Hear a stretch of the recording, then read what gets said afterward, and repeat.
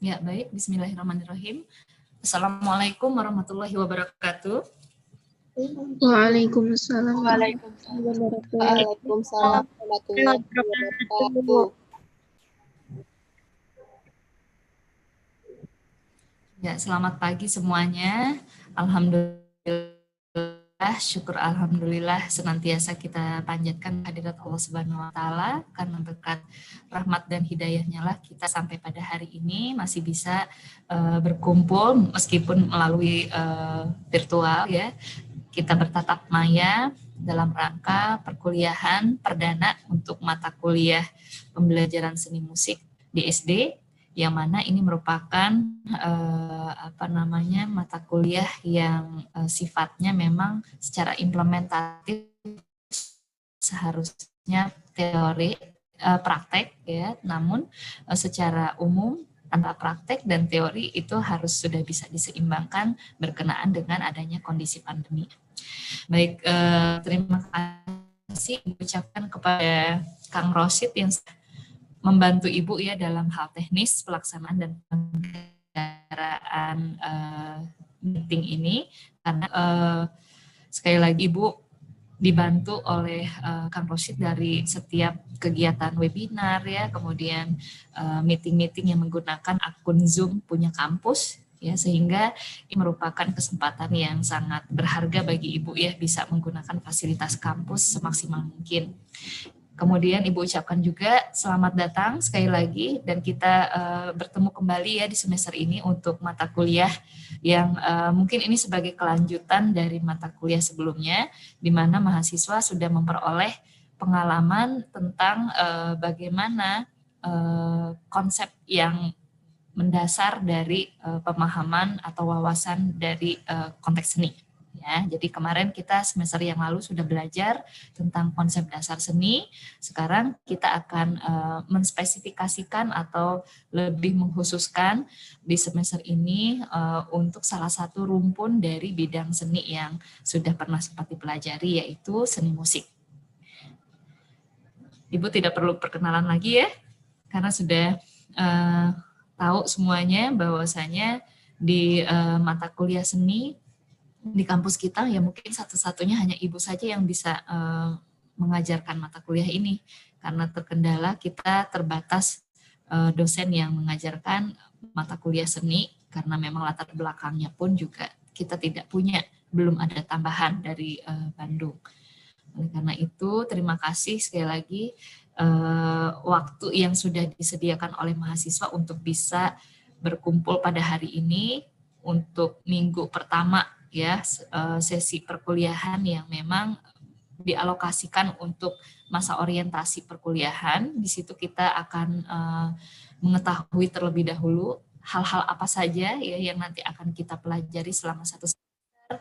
Nanti juga berkaitan dengan teknis bagaimana sistem ujian gitu ya, dan juga bagaimana teknis tugas-tugas ya, apakah itu dilakukan secara mandiri atau kelompok, dan sampai pada bagaimana nanti kalian juga harus memiliki tanggung jawab ya dalam prosesnya, karena yang namanya kuliah itu sangat dipengaruhi dari kehadiran kalian ya di setiap pertemuannya, karena itu nanti yang akan memberikan konsep pemahaman atau kalian memperoleh ya pengetahuan yang sejatinya harus diberikan pada kuliah ini, sehingga hal-hal teknis yang seperti itu harus kita bahas terlebih dahulu di pertemuan pertama.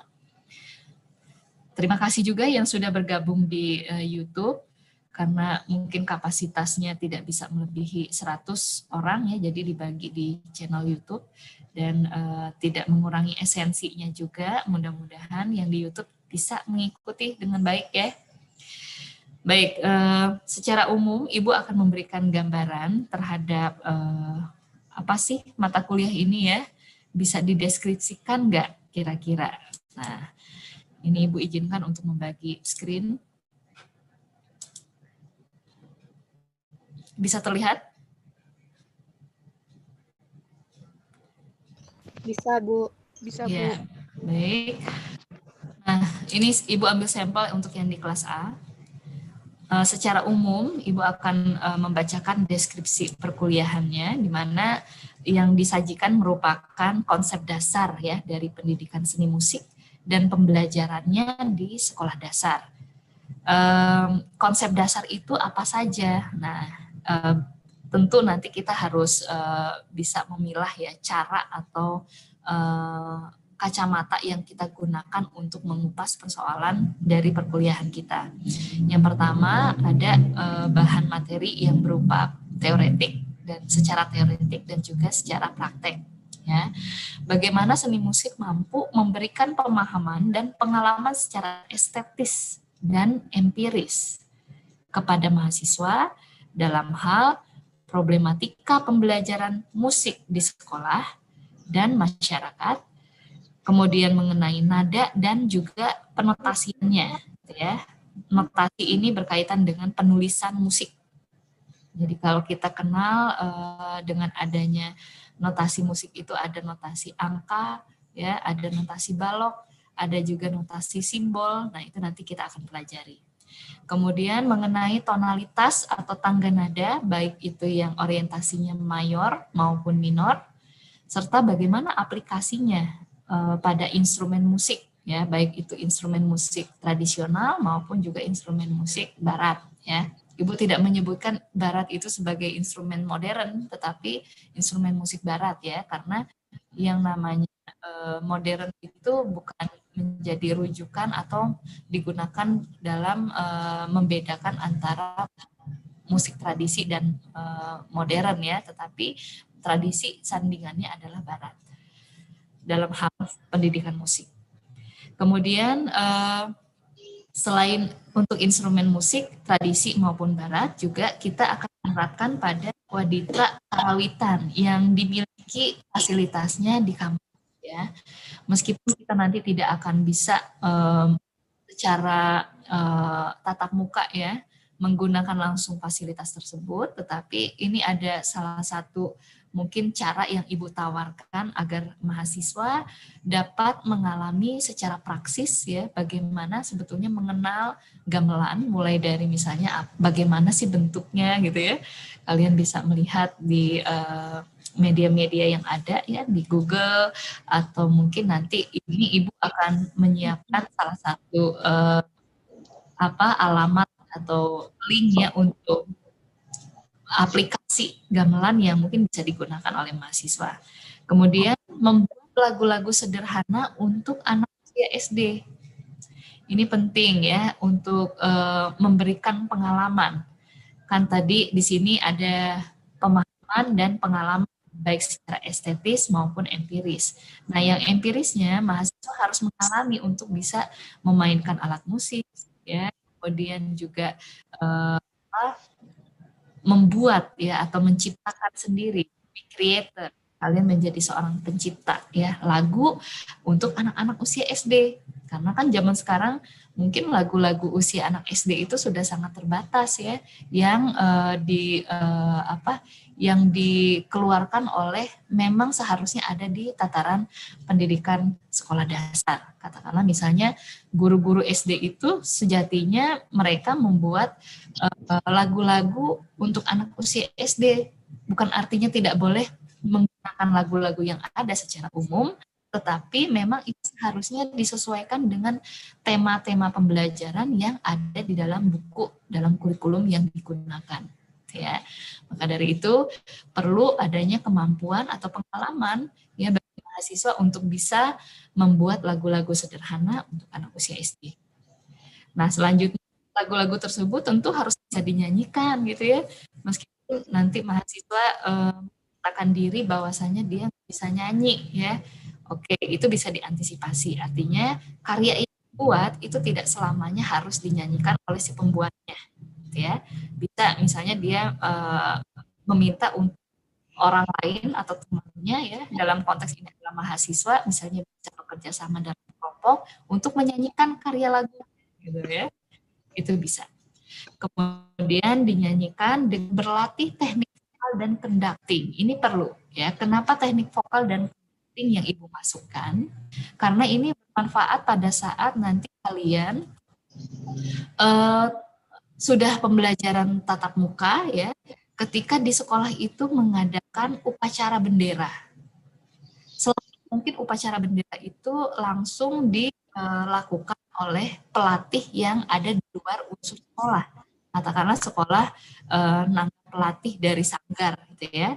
Dan guru tidak serta-merta di situ memiliki pengalaman secara langsung untuk bisa misalnya memandu ya jalannya paduan suara atau tim yang menyanyikan lagu-lagu wajib pada saat upacara.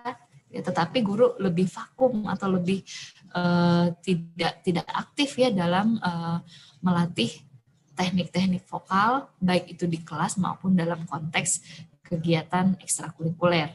Nah, oleh karena itu, mahasiswa harus punya bekal kemampuan untuk bisa bernyanyi dengan teknik vokal yang baik gitu ya. Setidaknya belum bisa sampai pada mengimplementasikan atau bernyanyi yang bagus, tetapi dia punya ilmunya gitu ya.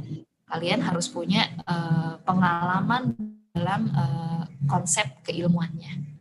Conducting ini perlu ya. Jadi bagaimana nanti di sekolah dasar itu kan yang dilihat ketika bernyanyi lagu-lagu wajib nasional adalah konduktornya ya. Conducting itu adalah ilmu konduktor ya. Konduktor itu adalah orang yang mempunyai kemampuan mengkondak gitu ya. Kondak itu kalau kita kenal dalam bahasa keseharian dirijen. Ya biasa dirijen. Orang. Baik, untuk Leni Puspita mohon di mute dulu. Leni Puspita tolong di mute. Ya. Terima kasih. Kita lanjut ya.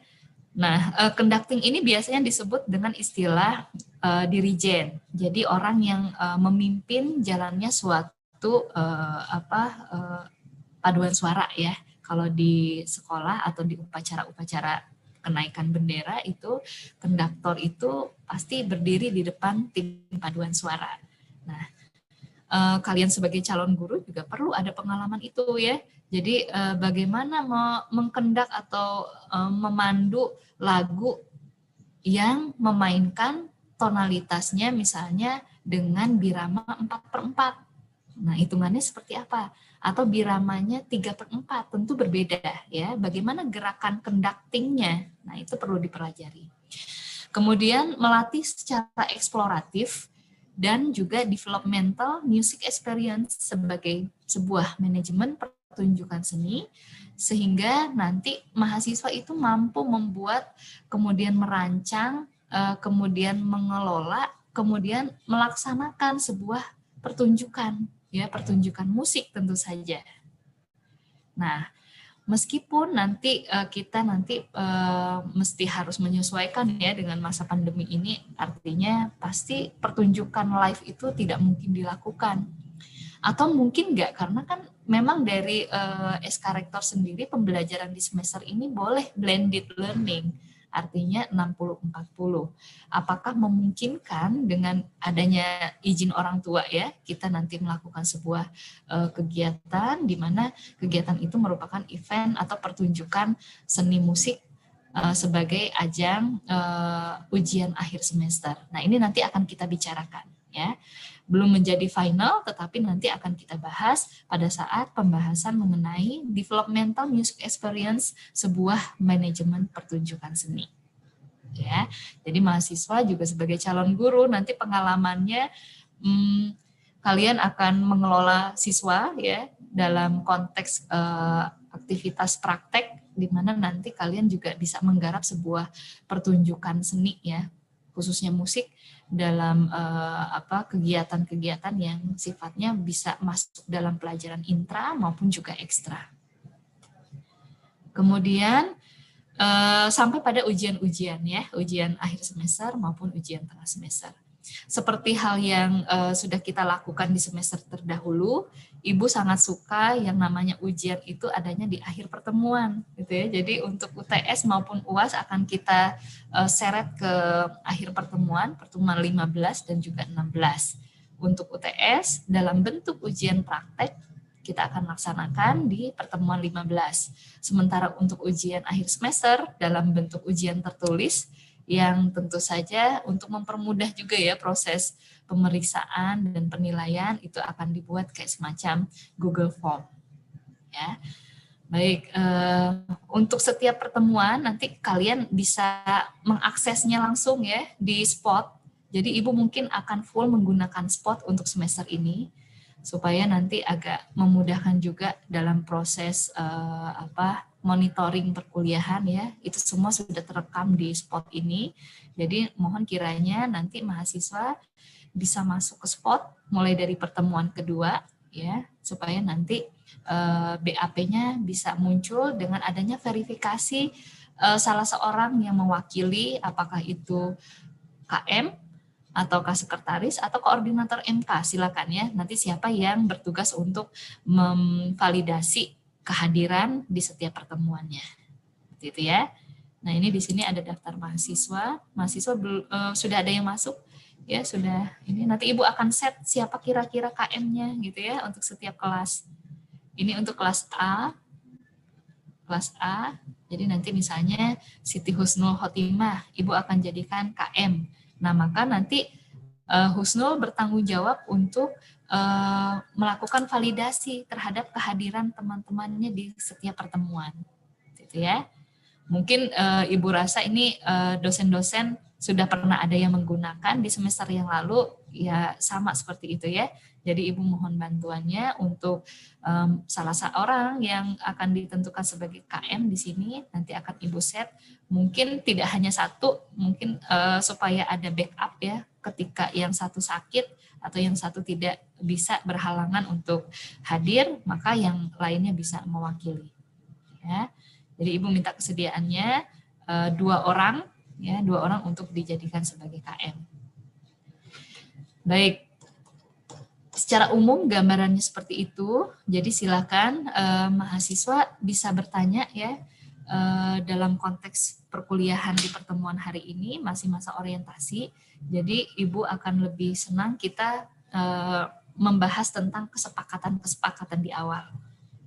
Ya, silakan. Ada yang mau bertanya?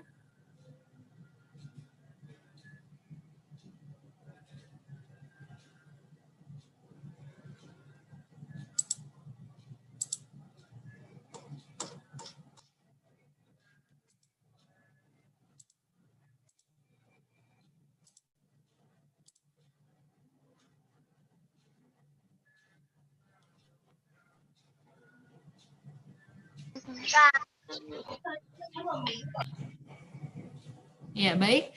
Sebagai informasi ya, jadi untuk praktek, Ibu berharap kalian bisa mendownload aplikasi yang utamanya gamelan. Ya, kalian bisa memilih apakah gamelanku atau gamelan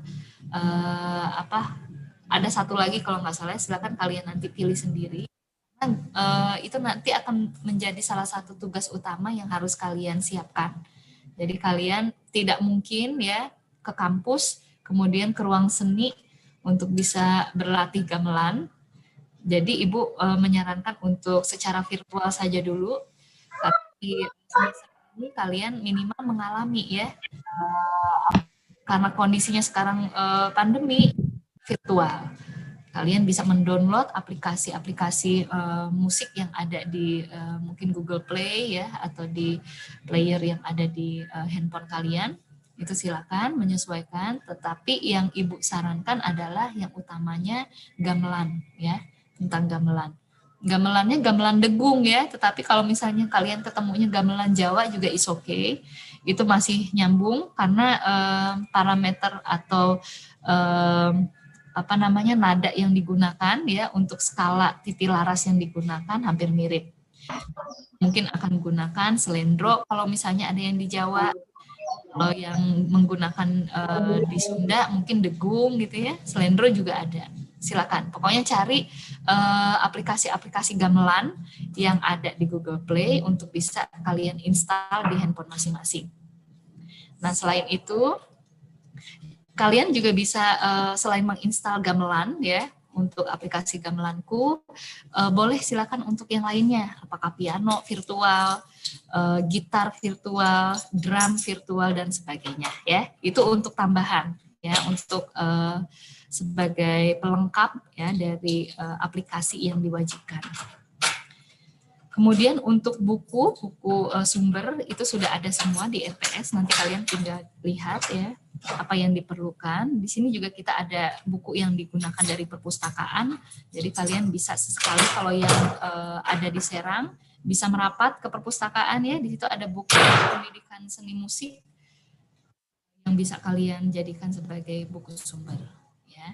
Untuk buku Ibu sangat membebaskan, jadi kalian boleh menggunakan buku sumber apa saja, di mana itu harus memberikan kontribusi positif untuk membantu jalannya perkuliahan. Gitu ya. Baik, yang di YouTube bagaimana? Aman?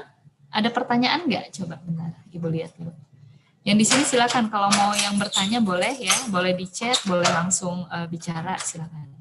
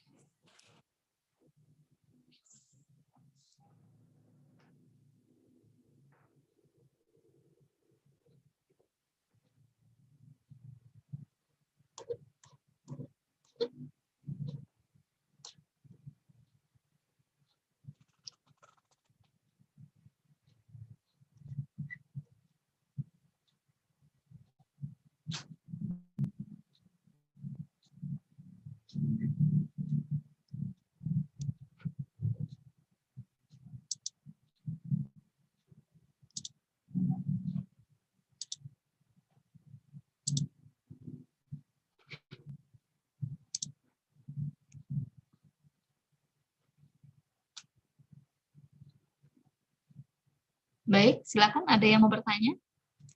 Sudah dipahami ya, mekanismenya hampir mirip dengan semester yang lalu untuk mata kuliah konsep dasar seni, hanya sekarang kita materinya lebih difokuskan untuk musik saja.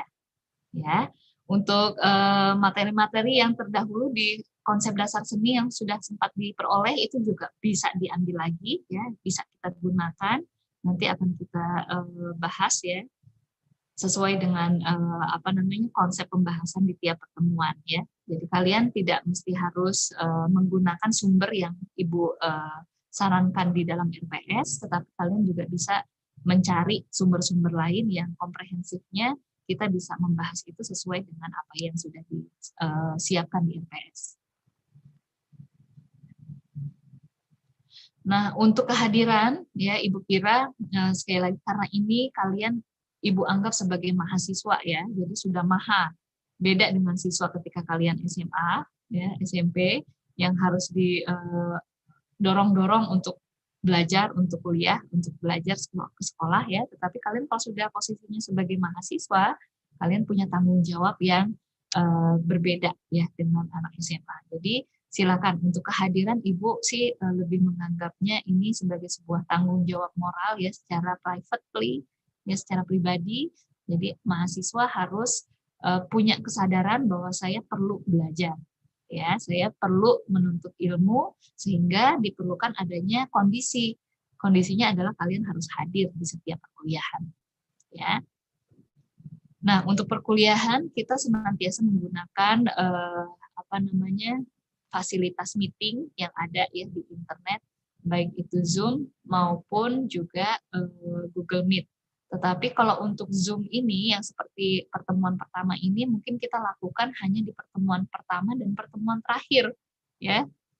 Jadi akan ada pertemuan terakhir untuk koordinasi ujian akhir seperti apa, termasuk juga untuk ujian akhir semester yang dalam bentuk tes tertulis ya. Mungkin nanti akan kita laksanakan serempak sehingga untuk link soal Ibu akan bagikannya di chat online ya pada saat Zoom berlangsung. Ya, baik. Sampai sini ada yang mau bertanya?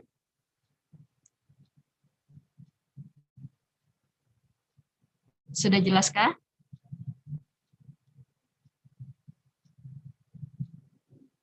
Baik, kalau gitu Ibu akan menggunakan waktunya untuk menentukan siapa KM yang akan di-set di spot.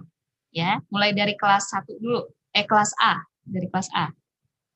Mangga, siapa kira-kira yang di spot yang akan di-set sebagai KM? 2 orang ya.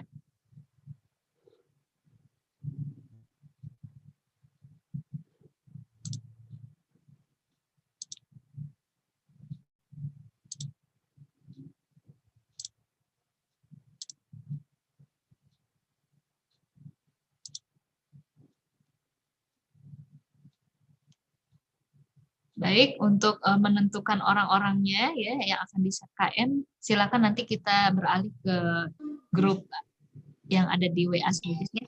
Nanti kalian bisa menentukan siapa saja orangnya dan Ibu akan set langsung di spot. Ada lagi yang mau ditanyakan? Silakan.